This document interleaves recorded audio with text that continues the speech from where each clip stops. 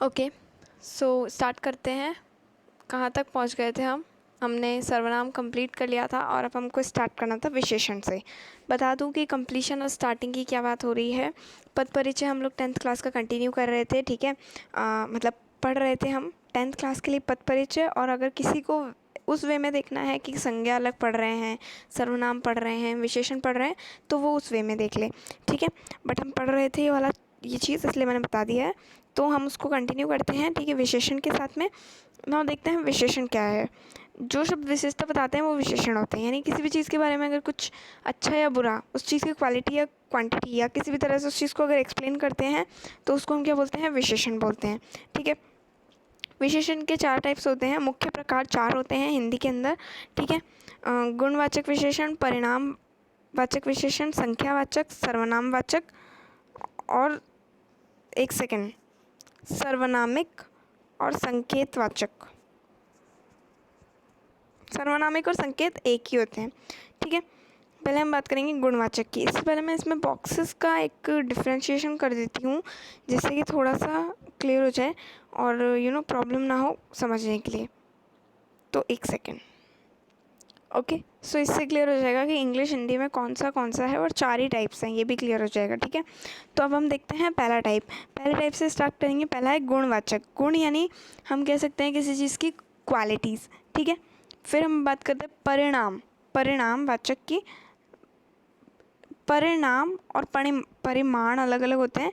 इसमें निर्णाम लिखा है, परिणाम। एक second. So guys it's coming परिमाण इन गूगल, ठीक है। म पहले आ रहा है और उसमें ण पहले आ रहा है, तो I think this is correct. Google सही है, ठीक है, वो गलत है। तो हम उसको थोड़ा सा करेक्ट कर लेते हैं। एक बार मैं करेक्ट कर देती हूँ। Okay, so now this is correct. परिमाण का मतलब क्या होता है? परिमाण का मतलब होता है क्वांटिटी, यानी किसी भी चीज़ को गिनती करना और फिर उसकी मतलब गिनती तो होती है नंबरिंग, ठीक है। क्वांटिटी होती है उसका वजन या उसका मास या उसका नाप तोल, इस तरह से, ठीक है, वो क्वांटिटी कहलाता है। उसके बाद अगर हम बात करते हैं संख्यावाचक की, यानी किसी भी चीज़ के नंबर की, तो वो हो जाता है संख्यावाचक। 1 2 3 4 5 6 इस तरह से। अगर हम बात करते हैं सर्वनामिक विशेषण, या फिर हम अगर बात करते हैं संकेतवाचक विशेषण, तो यानी वो सिंबॉलिक हो जाता है, ठीक है। सिंबल से जो हम रिप्रेजेंट करते हैं वो सब, ओके। उसके बाद में जैसे कि अब अगर पहले की बात करते हैं गुणवाचक, तो गुणवाचक विशेषण के कुछ रूपों के उदाहरण इस प्रकार हैं।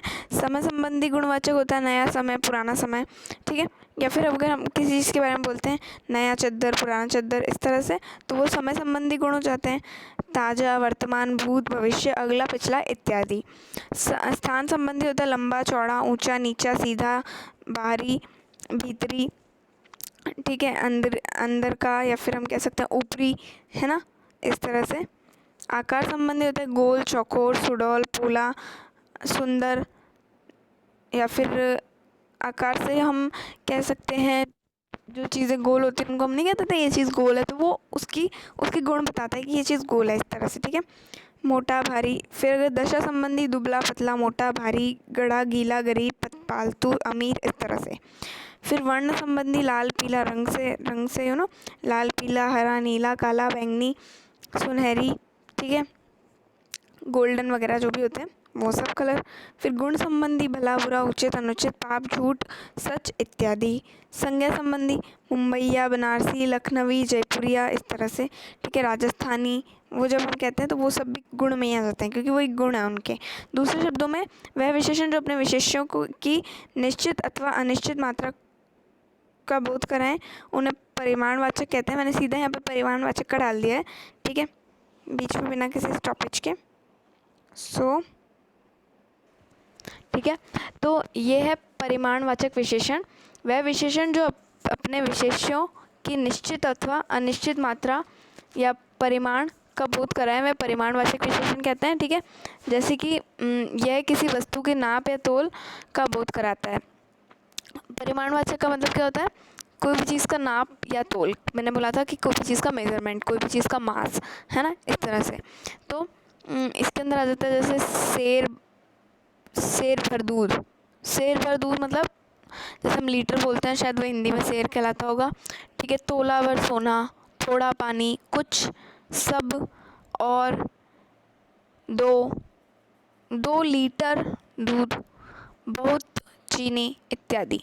अब परिमाणवाचक विशेषण के भेद, डिफरेंसेस ऑफ क्वांटिटेटिव एडजेक्टिव्स, निश्चित और अनिश्चित। ठीक है, कभी कभी कोई चीज़ होती है जो हमें पता है कि ये चीज़ फिक्स है और ये चीज़ इस तरह से ही होने वाली है, मतलब इसकी इतनी क्वांटिटी रहने वाली है, और कई बार हमें नहीं पता होता है, तो उसके बेसिस पे हम इसको कर सकते हैं कि वह विशेषण जो अपने विशेषणों की निश्चित या अनिश्चित संख्याओं का बोध कर रहा है। एक सेकेंड रुको। सर्वनाम परिणाम,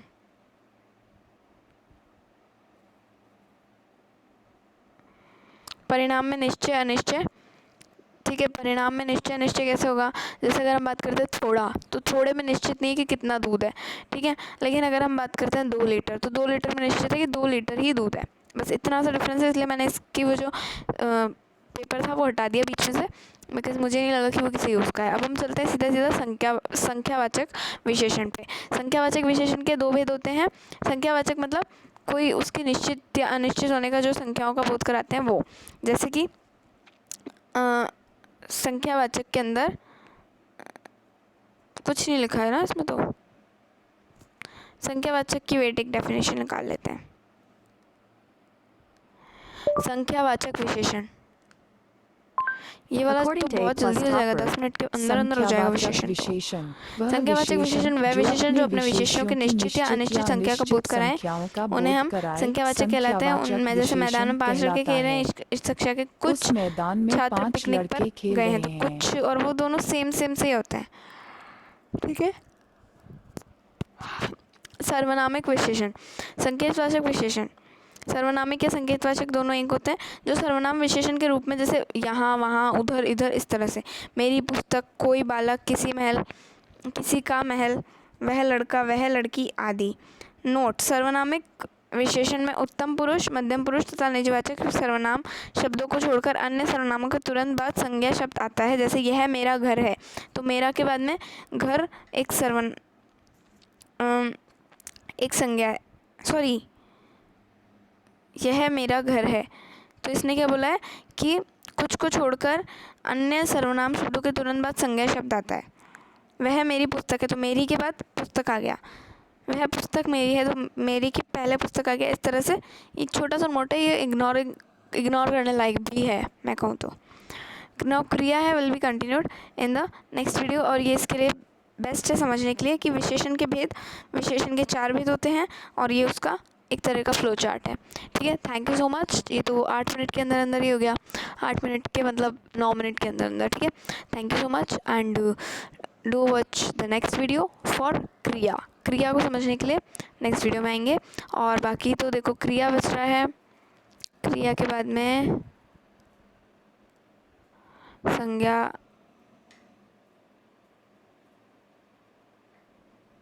हो गया।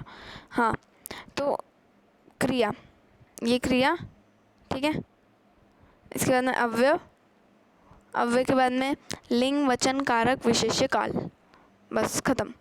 ठीक है, तो इसके लिए हम मतलब 1 2 3 4 5 6 7 वीडियोस और आएंगी, और उसके बाद में एक और मेन वीडियो आएगी जिसमें आपको पता चल जाएगा कि बस अब क्या है, अब इसका सीन क्या है। ठीक है, उस तरह से। Now thank you so much and do watch all the next videos, upcoming videos. आपको अगर पढ़ना है चैप्टर को, पद परिचय को, तो ज़रूर से देखें। Okay, thank you so much, thank you.